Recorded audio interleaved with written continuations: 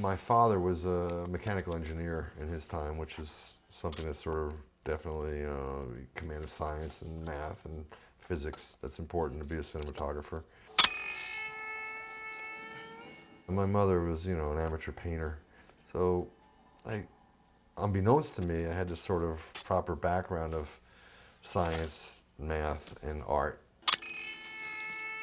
I bought this 8mm camera and for a couple of months shot films of my buddies skateboarding, just shooting a lot of what I thought were cool shots. Well, I put that away after a few months, and then I went to college at the University of Texas. And my grades were not all that good because of lack of interest. And really sort of figured out at the end of my first year that if I didn't get my shit together, I'd wind up in Vietnam.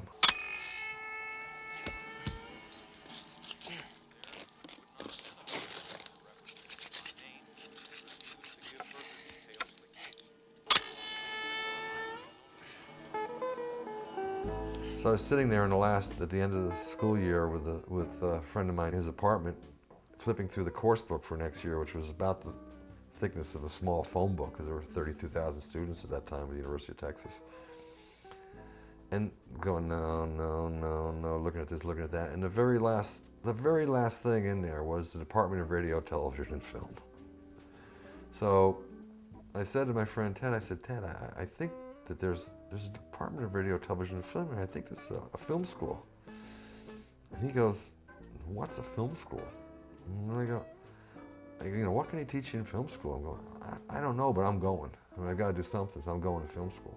Well, I go into film school on day one, and it's fall of '68, and there's 20 of us in the class, and the teacher goes, look, there's very little chance of ever getting into this industry. This is a closed industry. It's really father to son. Outsiders do not get in. It's controlled by the unions. And if you're lucky, you'll get grants. You'll make films on the weekends and in the summers. Well, half the class got up and walked out at that point. I guess they figure they couldn't sell that to their parents. I stuck it out. By the time I got my master's degree, I felt like, well, I'm pretty good at this. I think I'll break this. And I predicted to my friends, pretty bold statement, that I will shoot feature film by the time I'm 35. And I will break into this industry and I will shoot feature films by the time I'm 35. Well, about 3 weeks after that, phone rings. It's Toby Hooper. Toby Hooper, I'm doing a film here. I've been checking out all the cinematographers in the state of Texas, and he goes, I reckon you're the best, and I want to send you a screenplay. I hung up the phone, I was like electrified, People at my house go, what's going on? I go, I'm 12 years ahead of schedule. I've been offered a movie. Oil storage units continue to burn out of control at the huge Texaco refinery near the Texas-Louisiana border. 3 storage units exploded into flames during the night, killing at least 3 workers and injuring... I'm going to be honest with you and the world, or the viewers of this. The lighting of that movie, all right, I knew a bit about lighting, and there's some points in it where I'm doing some very interesting stuff. There's a scene with Ed Neal in front of the pickup truck and backlit, and that was my idea. It looks like it's headlights, but I actually have 2 1,000-watt lights rigged where the headlights are. I knew a bit about light, and I sort of got hipper because all of a sudden now I'm shooting every day, and I'm getting dailies, and I'm really my learning curve is going right up the top. I'm seeing film every day.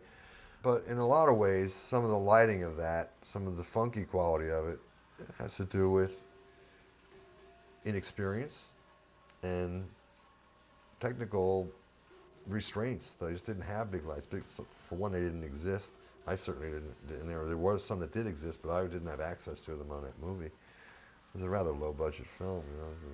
Originally started out to make that picture for $80,000. It was hot and I couldn't help the heat because I had to drive a lot of light in there, so it was even hotter. I mean, it was, it may have been 105 outside, it was probably 115, 120 inside by the time I added the lights to it to get it up to exposure. But, for me, when I'm shooting a film, no matter what I'm shooting, the conditions fall right to the background, you know. I mean, it's all about what you're doing at the time. You're so focused on what you're doing that, you know, I wouldn't really sit there and go, oh, I'm hot, you know, whine about it. I mean, I'm doing what I love. Hello? Hello? Well, we finished that whole sequence outside there. And okay, we're moving on, we're going inside now. I go, Toby, we had this dolly platform that was quite low, and I had 60 feet of track. And I said, Toby, if I were to lay down and hang the camera over the edge of this dolly, and with our 185 letterbox, I could keep the track out of the shot. I can be behind the swing as Terry stands up, and I can actually travel under the swing with her. And I said, and the house will grow and grow and grow and grow and grow, and eventually the house will overtake the frame. And at the same time, I'll be walking behind Terry, who's got these short cutoffs, and Toby gets this look like, oh man, how'd you come up with that? I mean, that is great. We start to lay the track. They go, what are you guys doing? Well, we're going to make this shot. No, you're not. You're not making this shot. The shot is not on the shot list. You're only approved to make the shot list. You're moving on. Toby goes, look, he goes, you guys may fire us, but for right now, I'm the director, he's the DP, and you cannot stop us. We are making this shot. Kirk?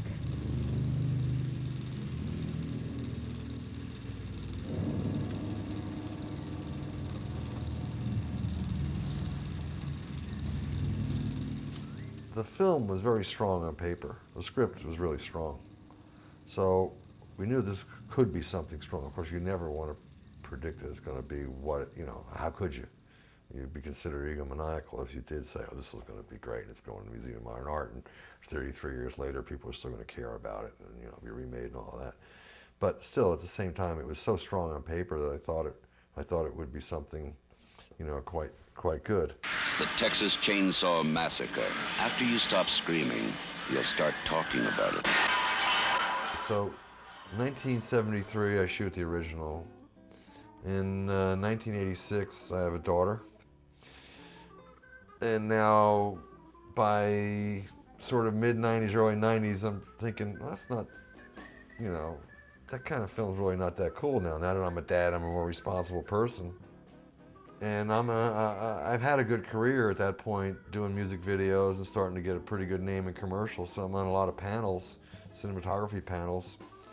And then people are saying, well, let's talk about Texas Chainsaw. Yeah, I'll talk about it, but I have to tell you that if that picture were offered to me today, I would not take it, because now I have this child in the world now, and now it's not all a big joke. Now it's a serious matter, to me.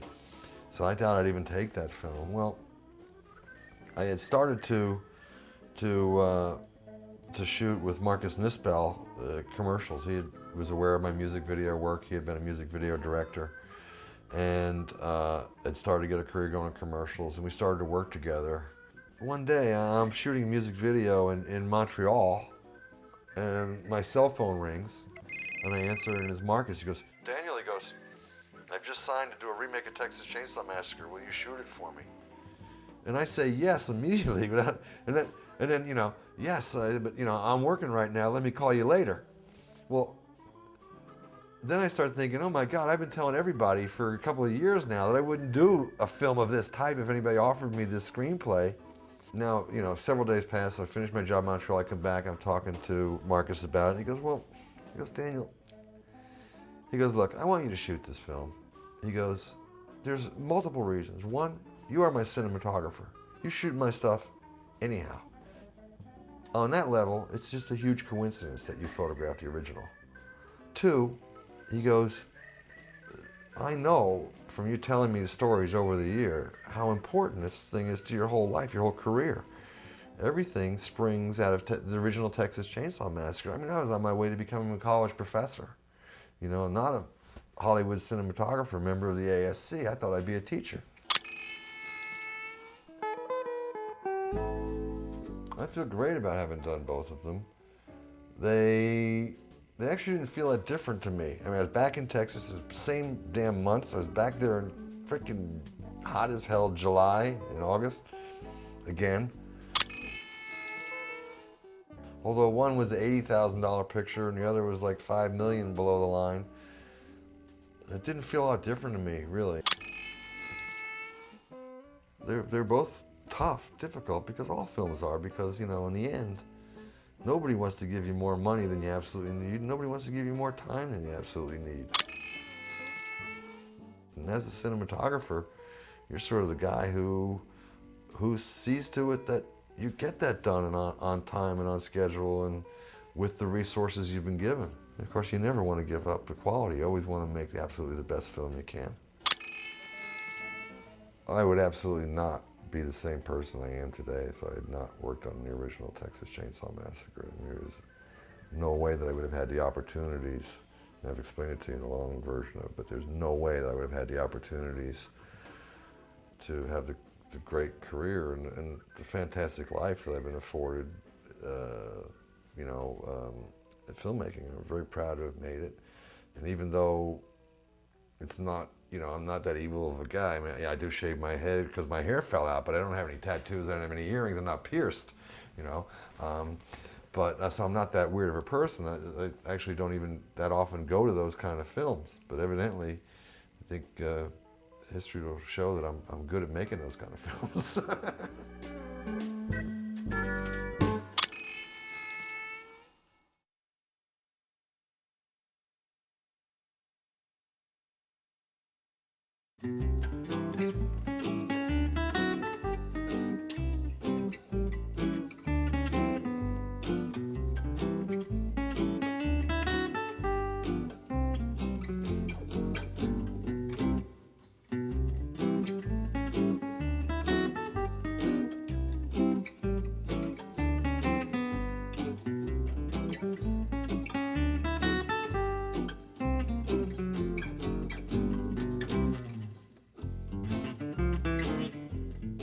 I started out as a teenager, really. I had seen a movie. It literally drug me through the halls of insanity when I first saw it. A friend who saw the film at the time became physically ill. What an impression for us. So many years later, my wife and I moved from San Antonio to Austin. I had heard the film had been made here in Austin. Where was the house? It was urban legend. Was it real or not? Bunch of false leads. Finally got a map from a friend of mine, Michelle, at work, and she had a friend who was taking some other friends out to the house to party, and sure enough I found it, but it must have been about 2 or 3 days after they had moved the house. I mean, I go out there, I didn't get to see it. The ground was still fresh from where the foundation was, but I got a few pictures and I put it on my website, small website. I got emails from around the world wanting more. They wanted to know where the house was, what happened to the gas station, the graveyard, and where's the cast now, and it just really snowballed from there since 1998.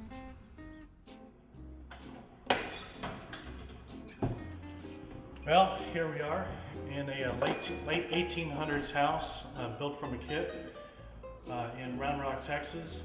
Obviously, this is the most important area of the house where his victims came in. Kirk was killed up here. Pam followed him in.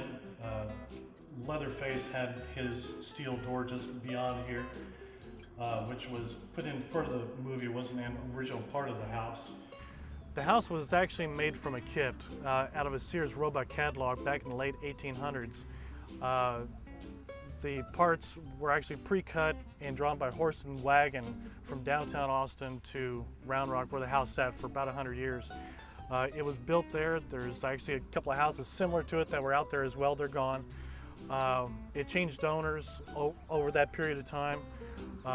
It sat on Quick Hill, which is in Round Rock. People rented the house, and it was during that part of the 70s about where a family was renting the house. They allowed Toby Hooper and company to come in. They moved to the right side of the house during filming. Well, here we are upstairs. This is where Sally first tries to get away from Leatherface.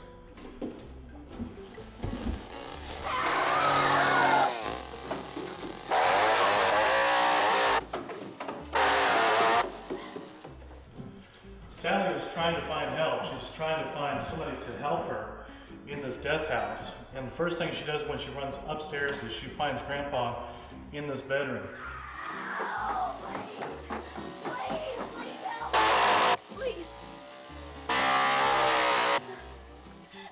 Now, obviously some changes have been made to this house. This room is a bit smaller than it used to be. This is to accommodate large parties that can dine in the main area. But this was Grandpa and Grandma's room where she found both corpses.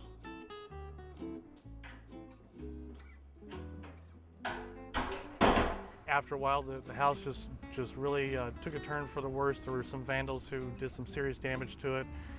And it wasn't until the Antlers here who came out to purchase the house. They moved it in several pieces out here to Kingsland, Texas, where it's now a gorgeous home restaurant business. It was moved into several pieces by crane, then hopped on trucks out here. It was quite a long trip.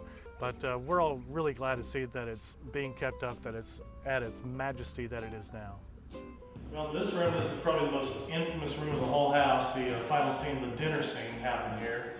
We had a huge homemade table resting in the middle here. Of course, we had Grandpa on one side, we had Sally on this side. All the windows were covered up in blankets and coats because it was supposed to be nighttime and they didn't want any sunlight to come in. But yet, it was middle of summer, it was 100 and something outside.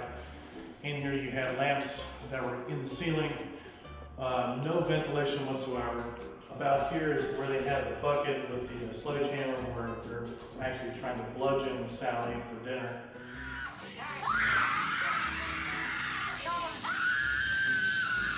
Come on. Since the house was moved here to Kingsland, the first business to open here was the Kingsland Old Town Grill. It was then that I started bringing cast members out here, such as Alan Danziger, who played Jerry from the film. Of course, Gunnar Hansen, who had not seen the house since he actually played his character for the film. I also brought up Paul Partain, Ed Neal. Then the Kingsland Old Town Grill moved out, and then we got the Four Bears restaurant that came and stayed here for a while. Wonderful food. They put on banquets. They also put on screenings out here once in a while. They'll bring a big film screen out here. Bunch of people come out with their ice chest and have a good old time out here. And there was even some cast members out here for the last screening of ChainSaw. Marilyn Burns, Gunnar Hansen, all of them came out and had a really wonderful time. Well, this is the bone room. We were first shown this room and Hannah was trying to find her boyfriend, Kurt. She goes through a curtain that was here. She kicks a vase over and stumbles into a bunch of feathers, and she is introduced to how crazy this house is.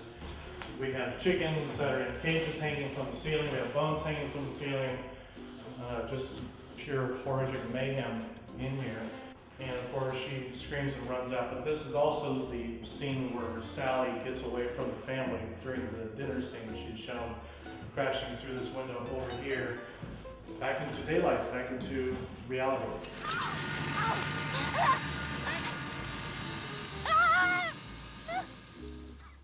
The first owners, which was the Kingsland Old Town Grill, they really weren't, they'd be honest, they could really care less about it.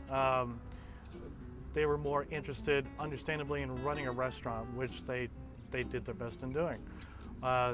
The second business that came into Four Bears restaurant, bit younger crowd, understood and used that marketability somewhat towards tourism. It definitely brings some business out here.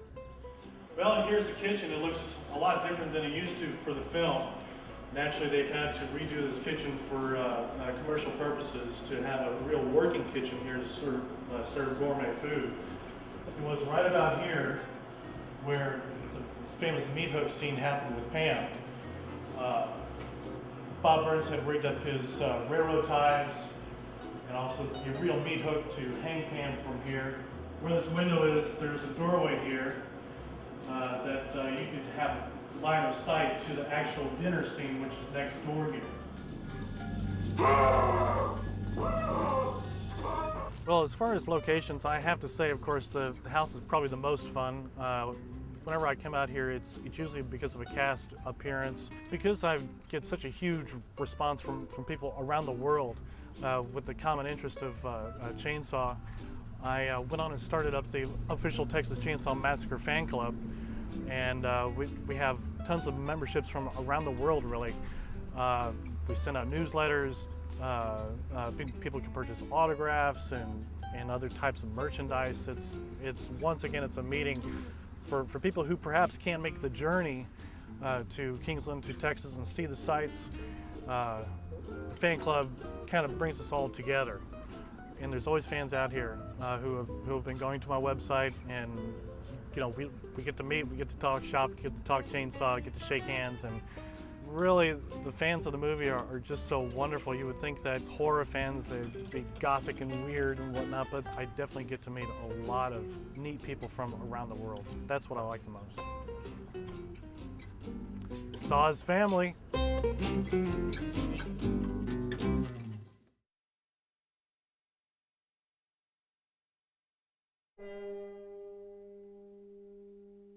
Dude, you're it. You can go now. I got this one. You want to not do that? We just washed it. Ya don't act, ya react. I'm coming, Effie. I'm coming. Hey, I know what I'll do. Ow, that hurts. You did all this? Hutto. Big time American direct-to-movie guy. Home of the Hutto Hippos. You're welcome. Nobody can charge ladies. I do my talking finished. Cold water, Mary Sunshine, cold water. These actors are such whiners. Thank you. Would you believe this stuff your lady's hawking me? No, it's not. How to use your IBM copier 125. First, turn it on. Cast this guy.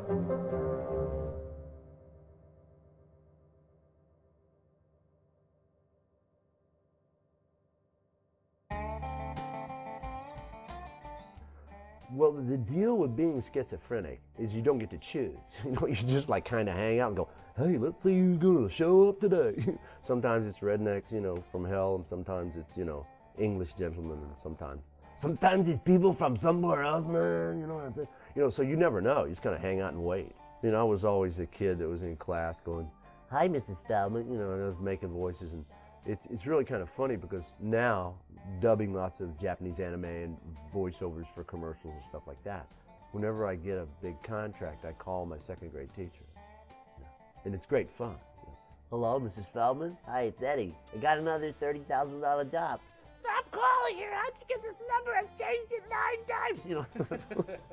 but I was just always talking stupid. When I found out people would pay you to talk stupid and you didn't have to be in politics, I said, I'll take that deal, please. I think we just picked up Dracula. Where you headed, man? South, you work at that place? Oh, no. How did you get stuck way out here? I had an acting class, and you know, I'd forgotten to learn the lines. Well, actually, I hadn't actually forgotten. I was salsa dancing with the Larondo twins at a local nightclub, and had stayed out far too late and still learning my lines. So I'm sloshing back to acting class, and one of my little lady friends runs out of the drama department at the University of Texas and says, are you gonna try out for the movie? And I went, the movie? What movie? They're casting a movie. I said, oh, hell yeah. Let's go try out for the movie. So we ran in there, and here's Toby Hooper, and Toby walks over, and he goes, come here. And I go, hi. And he goes, are you mocking me? And I went, no, why? And he goes, can you be weird? And I said, whoa, weird is what I do.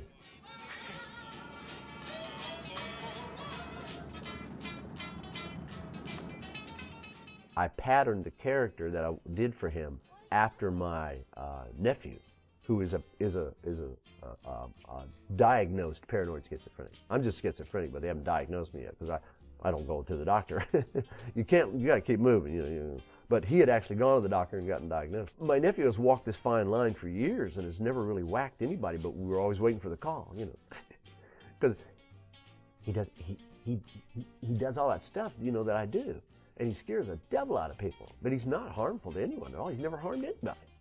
But we're always waiting for that call. He finally lost it, killed 32 people at a rest stop in Laredo. You know, I mean, oh, well, come get him. The difference between when you're on an A set, like, you know, I shot a JFK with Oliver Stone.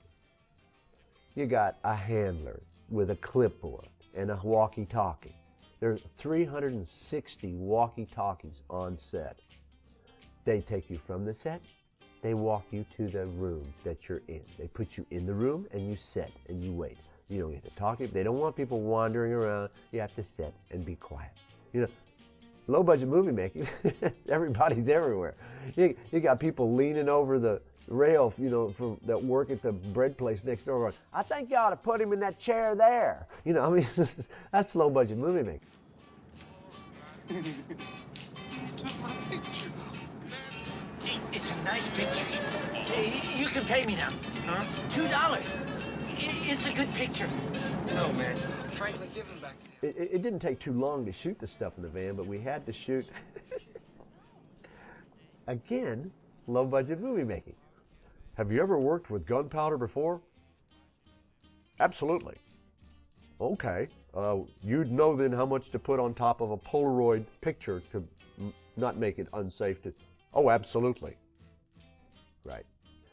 The first thing you say in show business is, they say, well, Ed, can you roller skate? You go, can I roller skate? Of course. You go out that night and learn so you can get the part. So somebody obviously said, absolutely, I've worked with gunpowder. But what they did was, the scene where I'm in the van, where I'm supposed to put the gunpowder on top of the Polaroid and blow it up if the person doesn't pay me my $2 for it, because I have to do away with it. Their spirit must be low. They put too much gunpowder, and it almost blew us all up. So we had to shoot that again a couple times. You can hear Toby in this cloud of smoke going, I think we're gonna have to use a little less gunpowder. Acting pretty much is reacting to what is presented to you, you know. And so all you need is something to play off of.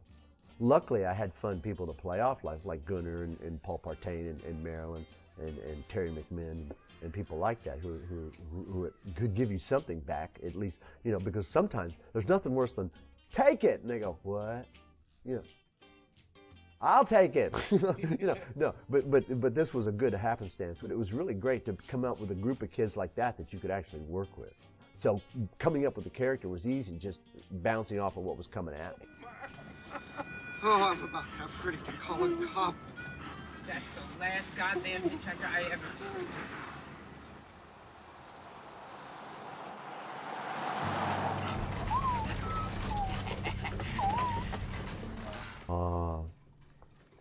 Jimmy Seau was the best. He had the best sense of humor. I mean, you know, that sequence where he's poking Marilyn is just, that's all Jim. He's made all that up. But he was just the best. And there's one sequence where he's the only one I know that could have got away with this without me killing him. The sequence where he's hitting me with the wooden dowel outside the truck. They had, you know, low-budget movie making. They turned to the prop girl, and Toby says, well, give me something for Jim to use head with. Got any of that balsa wood left? And she goes, balsa wood? Oh, yeah, balsa wood, balsa wood. She goes over and she picks up an oak dowel that they were using to support the camera with, and she hands him the oak dowel. So instead of the balsa wood, in the movie, in the scene, he's beating me with this. And I'm screaming and carrying on and flailing about in the dust. Dust is flying, rocks are going, and you can hear them off camera. I can hear them out of the corner. Wow, Ed's really doing good tonight, isn't he? It's going swell. And poor Jim had not a clue. And I was, of course, black and blue. And I didn't tell him until much later. Oh, I'm sorry, Ed. I wouldn't have done that. I'm so sorry.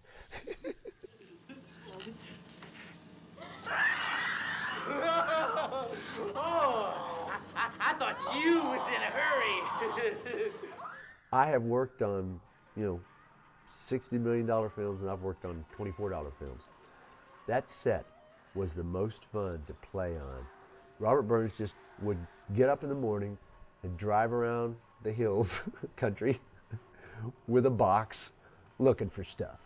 He'd find dead armadillos, and he'd find dead chickens, And he'd find cow bones, and he'd find bones he didn't even know what they were. Hopefully they were animal. He would cut pillows open and dump the feather pillows all over the floor. And then he would just sprinkle bones all over the floor. So when you walk, there was crackling and sound and feel. It was all textural. And I know for a fact, as an actor, that a third of my performance came from that set. It pulled it right out of it. We were just having fun. You think this is a party? The most difficult was certainly the dinner sequence because it was so long. We shot forever. We shot for like a couple of days or something. It was like insane. It was like, oh. But that was I moved troops in Vietnam easier than that scene. I'm telling you, through triple canopy jungle was easier than that scene. You like this, Dave? Well, again, low budget movie making. You had a piece of sausage, a real piece of sausage. In A movies, you don't use real sausage. You use fake sausage because whoever would have been the prop master would have understood. You know how much lights you have to film with, just horrendous lights. It doesn't look like it when you see the movie, but there's horrendous lights everywhere. That sausage started decomposing on that plate. If you look closely and watch the film closely, you can see fumes coming up, literally. Now, the plates of sausage are right underneath our noses. And we're all like leaning, like, quit leaning. Stop leaning. Get back in frame. We're all like, dude, put your nose over here, man. And you couldn't move it because we'd already shot a bunch of scenes. And you couldn't move it for continuity, because it's right there, right in frame of the camera. You couldn't move it. What are you going to do? The best time on the set was hammering Marilyn in the head. That was because we couldn't keep from laughing because we were using a paper mache hammer, which sounds like this when you hit your flesh. That's the sound. So they dubbed the sound in, but on the set, and you're doing these horrible lines about I'm going to kill you and you're going to be bloody and you're boop. It's silly. So it's real hard to keep concentration. And we were doing stupid stuff like made bleed. They would go, cut that out. Oh, sorry. Was I out of character again? Way out.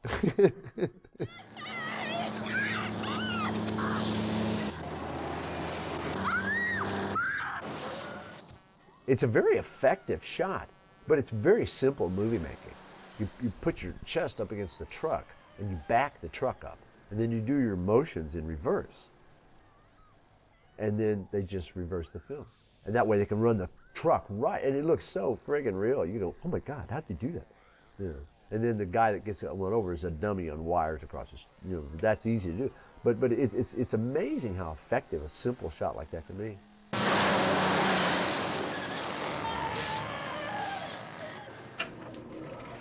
I went to a theater in Austin, Texas, where it was being a first run, and we went and sat near the back. And some Yahoo friends from college and I couldn't resist. About 2/3 of the way through the movie, there were these 3 sorority girls in front of me who had been watching the whole thing. And I tapped one of them on the shoulder and I said, you like this movie? And they turned around and screamed so loud, and they all ran out of the theater, of course. And somebody came over and said, what's going on? And I said, I had no idea. These women were just screaming at this. I think it's the film.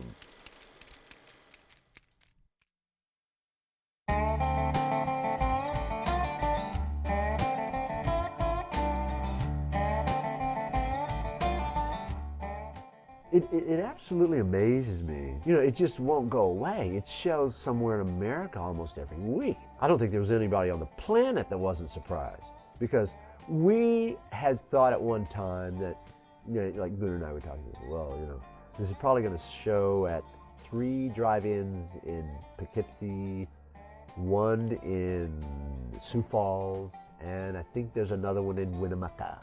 Winnemucca will book this because they don't get much product there. In fact, at one point, just before the film came out, we were seriously trying to find Toby to ask them to take our name off the credits, because we thought, oh my God, what if this horrible thing comes out and we're associated with it, it'll kill any stage career that we have. Cut to 2 weeks later. Hi, Toby. Hey, it's Ed. Just want to check the spelling. Got the spelling right? Okay, good. It's a totally different story after on. It's a blockbuster movie. It's making millions, and it was filmed for $1.80. You know.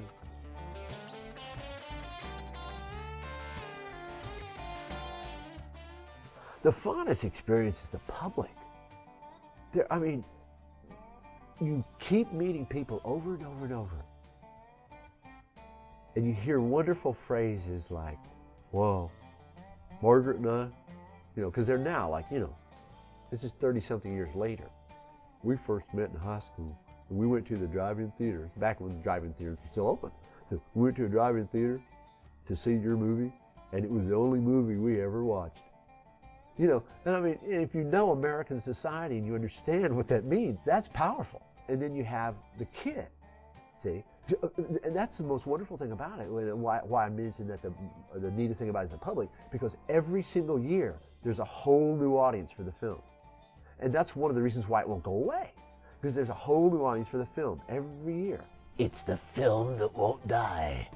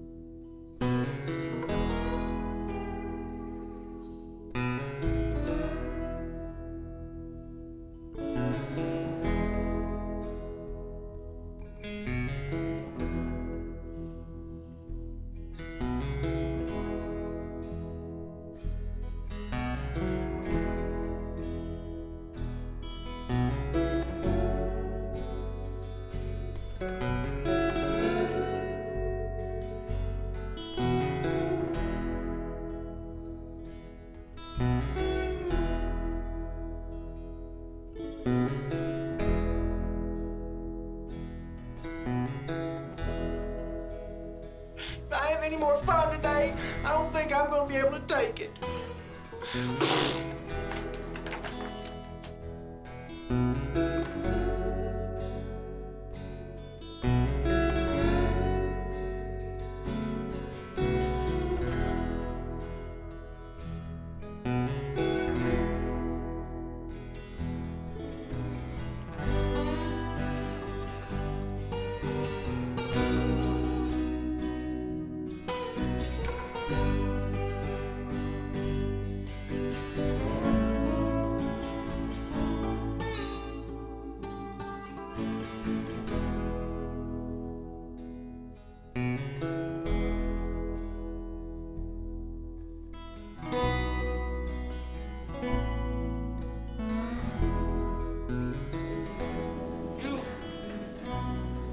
You damn fool!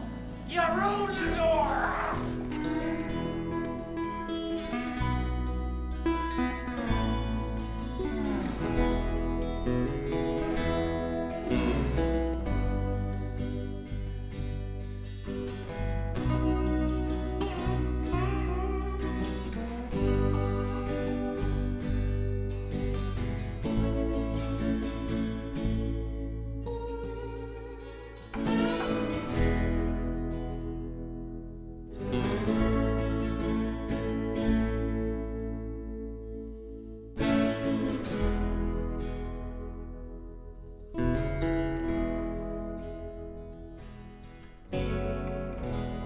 Somebody said, what's the best thing? And one the best thing is how you get to meet people and stay friends with them for 30 years. That's right.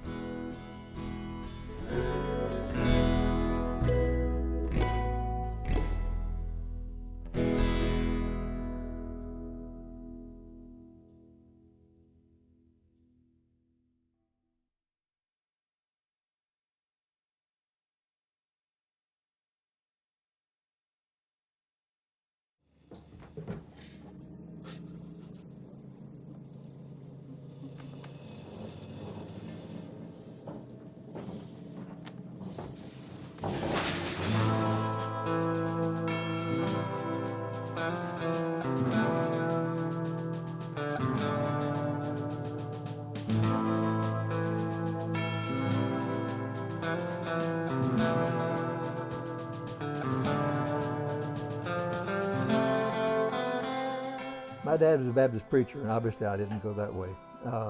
But we grew up in little towns. I grew up in Hereford, Texas, in the Panhandle, and then we moved to Portales, New Mexico, which at that time had a population of 13,000.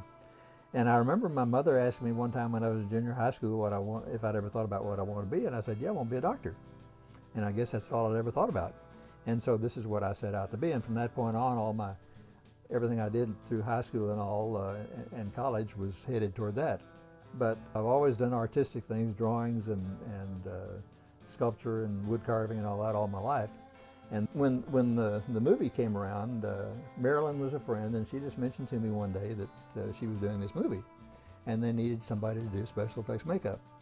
And I said, well, I can do that. I don't know if I could do it or not, except I figured, I've been interested in this sort of thing. And so I bought some books on the subject and just started playing around with it.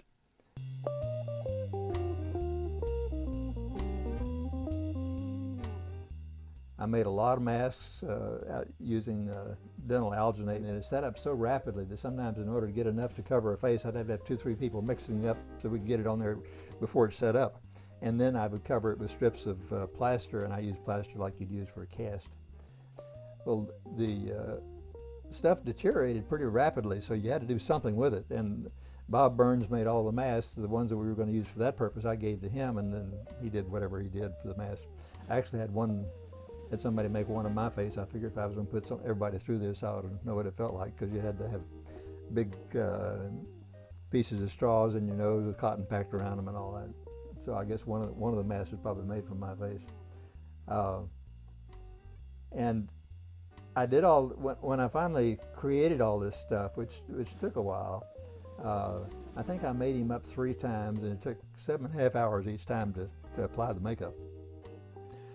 John was very nice. He didn't really have much to say. He was there, and I don't think he even knew exactly what he was supposed to look like afterwards, except I think he was, I don't know, 18, 19 years old, and they told me they wanted him to look over 100 years old.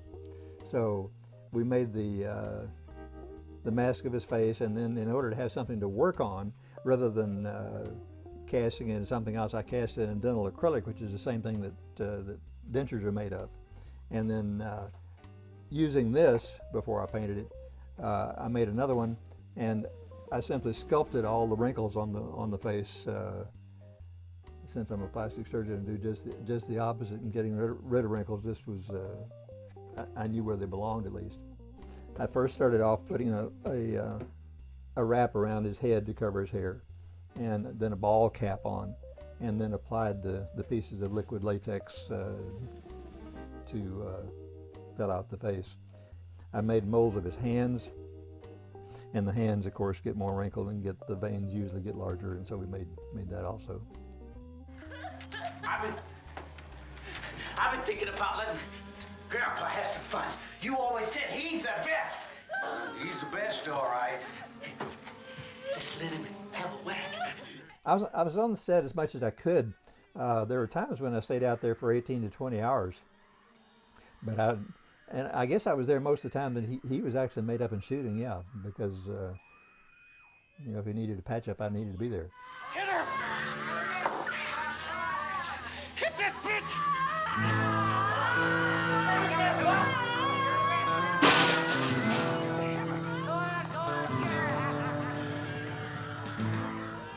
I got offers. I could have done some more makeup after the movie was over, and I thoroughly enjoyed it, but movie making and plastic surgery practice doesn't quite go together.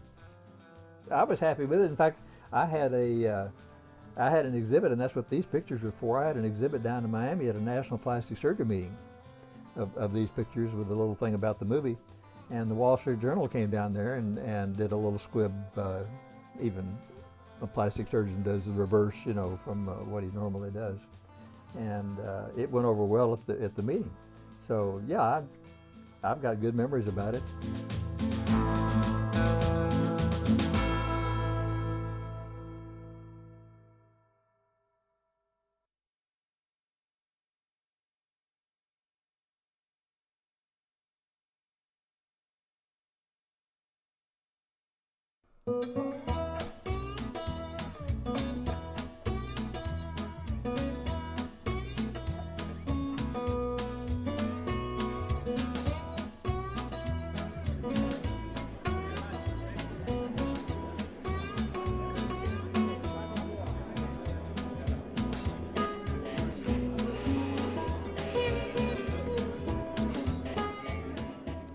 by and large, the show started as primarily an over 30 crowd. We do specialize in like late 50s, 60s, and 70s films and guests. And then over the years, we've kind of adapted to include a few more mainstream stars, which have brought in some younger crowd. So it's a nice varied crowd, but it really is a horror movie crowd. And here we are, 9 shows later. We started in September of 2000, and here we are April of 2006 on our 9th show.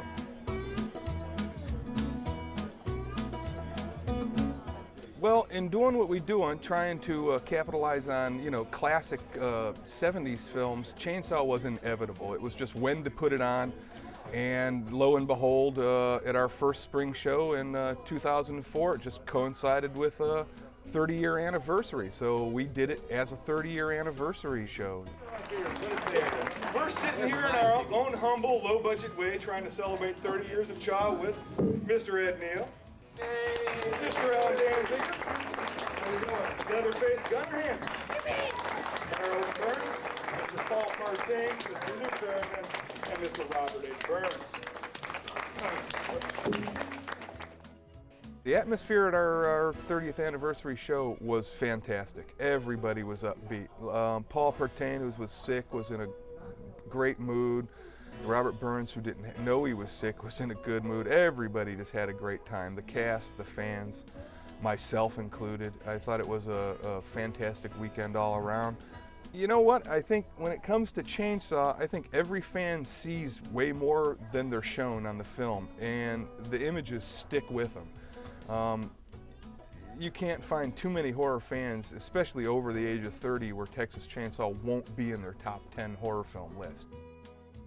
I think one of the first things I'd ever heard about Texas Chainsaw Massacre was an article in the paper. I was living in East Lansing, and there's an article about a football team that had gone to see it the night before a ball game, and they lost the ball game because they were too sick for watching the movie. And so it took a while to just come up with the courage to see this thing, because I was just ready to be traumatized, and I pretty much was. My wife and I, Amy Lynn Best, we run Happy Cloud Pictures. And we've been doing the convention circuit for such a long time that we decided to go crazy and do one of our own. And that was a nightmare. But it was rewarding. Everyone seemed to have a good time. And fortunately, they made all their money at all the shows at the rest of the year, so they didn't have to rely on us for their income. I've known Gunnar and Ed for years because of this convention circuit. I don't think I could have had my first show without them. They've always been good to us. They've always taken the time for us, and it meant so much to Amy and I to have them there. It's really something special. And they signed this banner that we had made for our first show. And anytime I'm feeling like really frustrated with the industry or anything, I go out in my hallway where this banner is, and there's Gunnar's name and Ed's and everyone else who was at the show to support us, and it gets me through the rest of the day.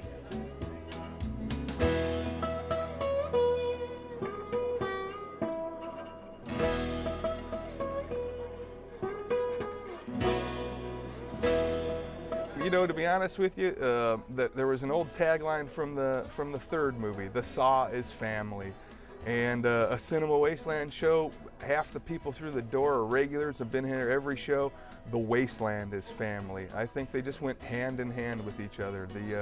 The fans are rabid about the film, and my regulars are rabid about this show. They just went hand in hand. I mean, like I say, the Saw and the Wasteland are both family to well over 1,000 people, who attend this show every 6 months.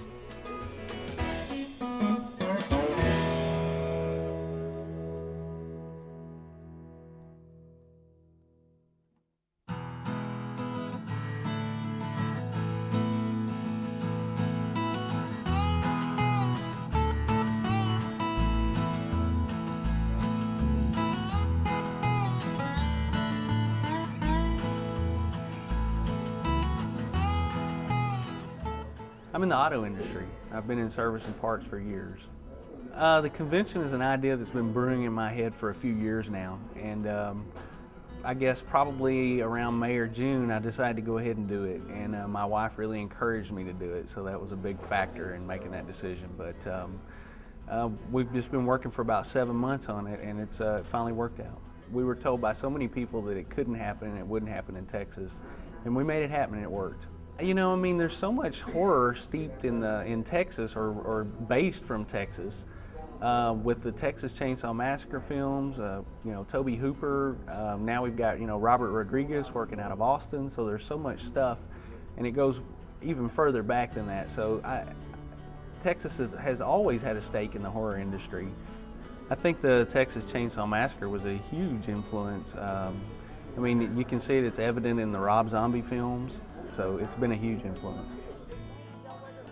I was in Austin, Texas. It was fall, so that would make it September, October, because I went to a football game.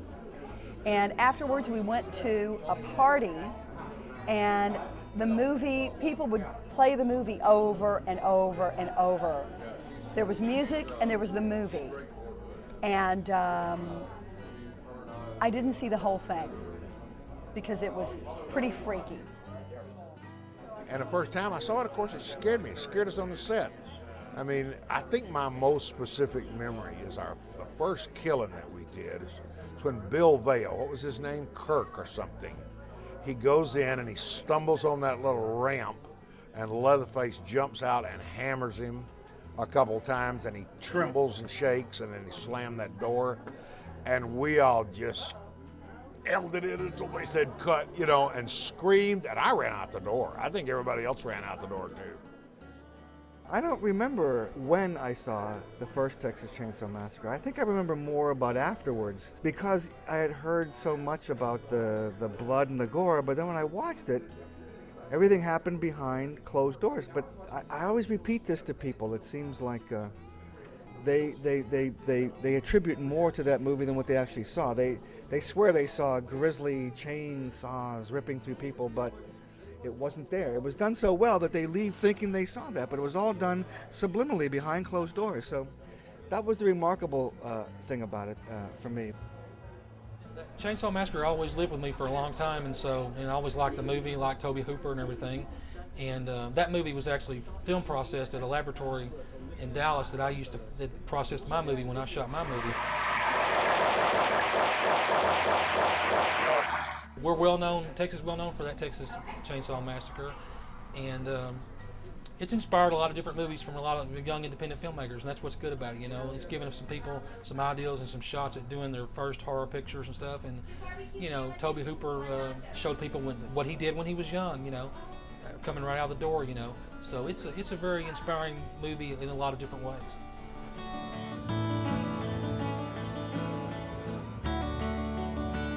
Texas Chainsaw can be placed right up there with The Exorcist and the classic films of the Universal days. It scared the crap out of me. Any closing words on this whole weekend? I'm tired. I'm ready to go home and take a break, and I think I'll take a horror break also. I'm horrored out right now. Even though I love it so much, I'm done with horror for at least a week or so.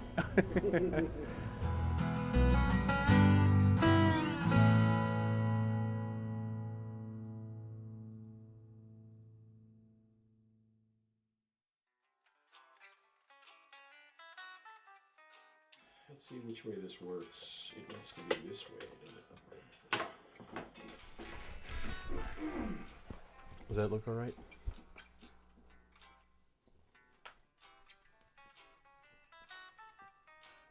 The whole room's gonna get smoky.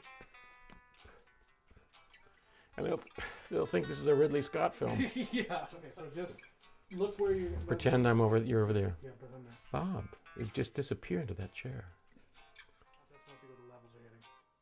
Okay, I'm gonna talk like this. No, I'm not. All right. I'll stop being a jerk. I'll be talking about like this because for some reason my frog is throating up. And you never want a throaty frog, believe me.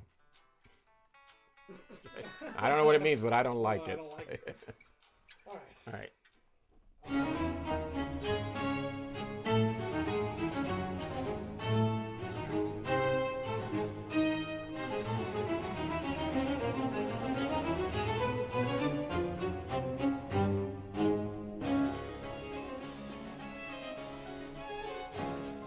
Well, I was born in Iceland, and then when I was 5, my family moved to America. And I went back in the summers, but grew up here in America. Actually grew up in Maine.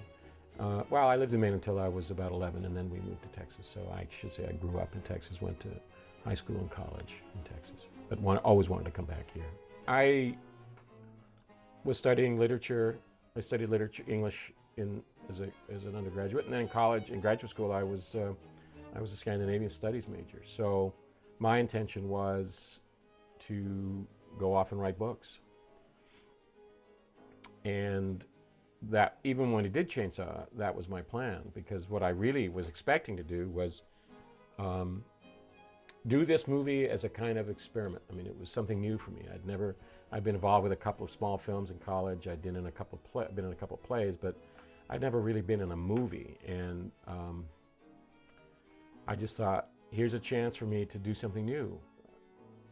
It's like another weird job. I mean, another job unlike anything I'd done. So I took this on as it's just a chance to do something new and interesting and learn a little bit about how films are made. I was probably the only person in the cast and in the crew who had no intentions of being an actor or no intentions of working in the film industry. So I took it on as an interesting summer job. My hope for the film was that if everything went really well, it would be the kind of movie that 5 years down the road, there would be some hardcore horror fans who remembered it.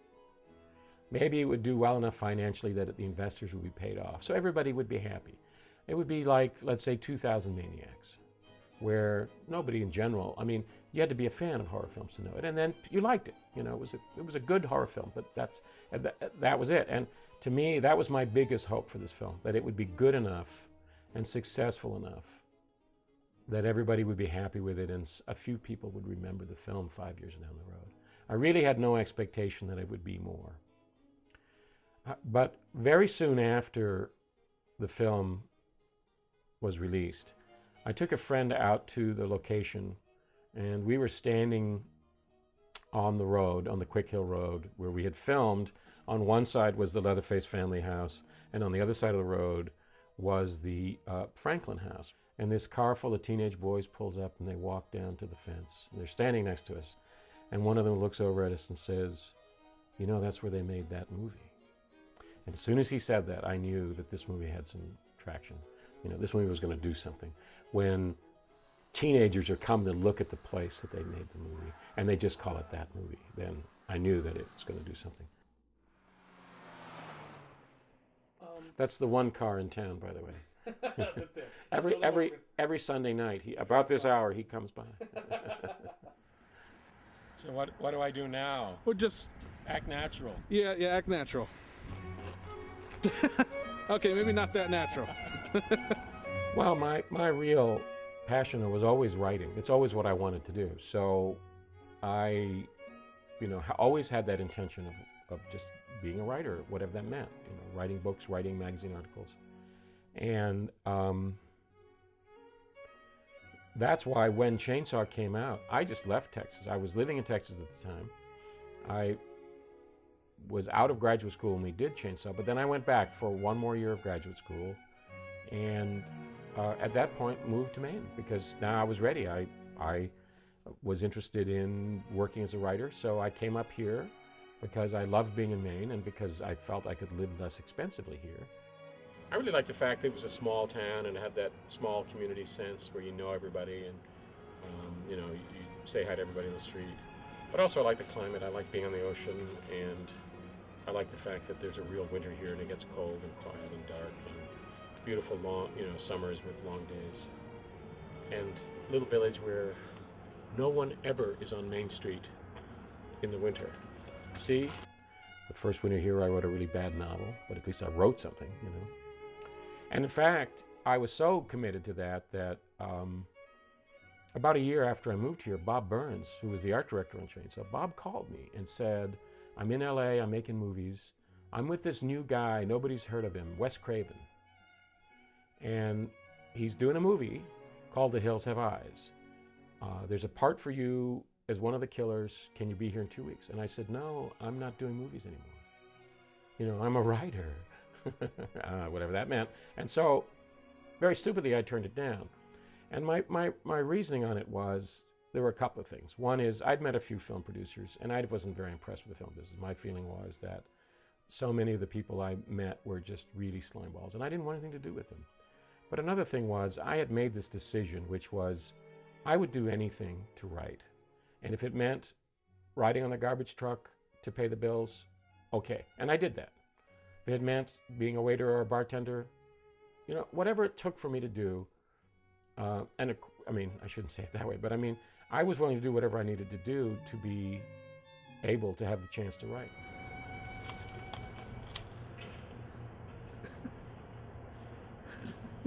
I haven't eaten in a week. I haven't eaten in a week.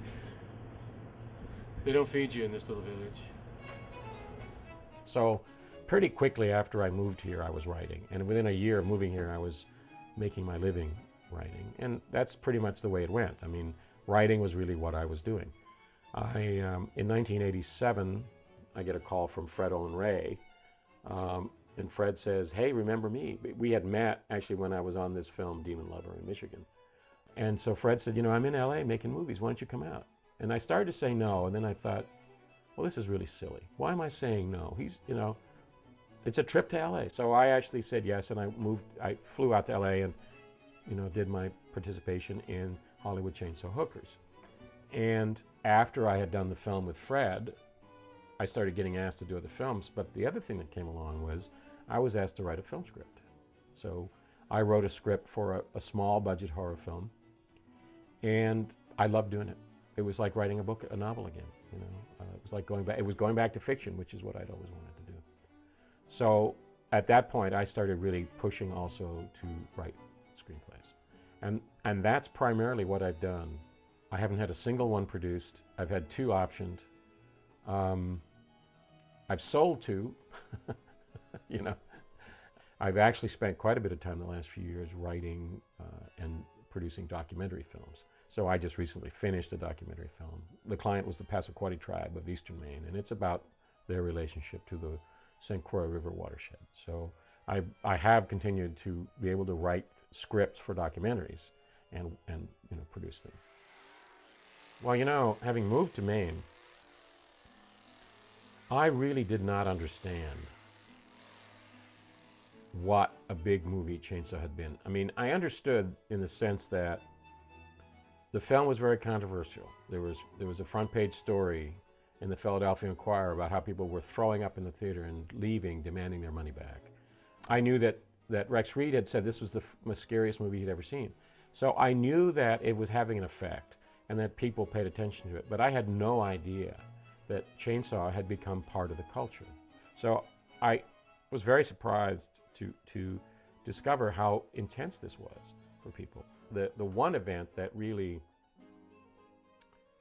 probably was the single thing that made me understand was I was watching an episode of Cheers. And Kirstie Alley is in the show, and she's been invited to spend the weekend house sitting in a state out in the country. So at the end, you know, the last act, she's out there and it's starting to get dark and she gets scared. And so she runs around the house, locking the doors, closing windows and locking them because she's now afraid. And she sits down in the living room. This is right at the end of the show. She sits down in the living room and she hears a noise and she says, "Oh, Leatherface, I hope that's not you." And that's when the light went off. I thought, wait a minute, this film must be huge to people. I mean, this must be part of the culture. If Kirstie Alley on a mainstream TV show can make a reference to Leatherface without no explanation, that means that people know who Leatherface is. And it was really the late 80s before I understood how much Chainsaw Massacre had become a part of the culture. And I'm glad I didn't know that because I was busy doing what I wanted to be doing. And I wasn't participating in the film scene. I wasn't trying to take advantage of any of that. I just wanted to write. And by having moved to, you know, an island in Maine, it allowed me to do that without really being affected by what happened with the movie.